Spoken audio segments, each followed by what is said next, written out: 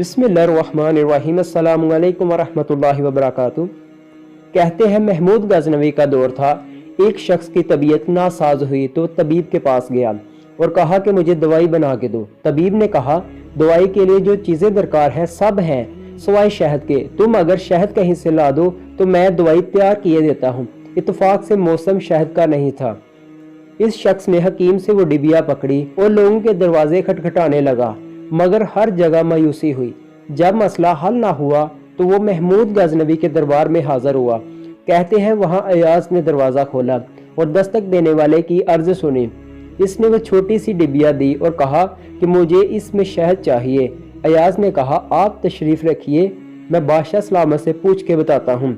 अयाज वो डिबिया लेकर बादशाह के सामने हाजिर हुआ और अर्ज की कि बादशाह सलामत, एक साइल को शहद की ज़रूरत है। बादशाह ने डिबिया ली और साइड में रख दी। अयाज को कहा कि 3 कैन शहद के उठा के इसको दे दिए जाएं।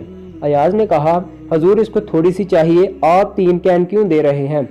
बादशाह ने अयाज से कहा, अयाज वो मजदूर आदमी है, इसने अपनी हैसियत के मुताबिक मांगा। हम बादशाह हैं, हम अपनी हैसियत के मुताबिक देंगे। मौलाना रूम रहमतुल्लाह अलैह फरमाते हैं कि आप अल्लाह पाक से अपनी हैसियत के मुताबिक मांगे, वो अपनी शान के मुताबिक अता करेगा।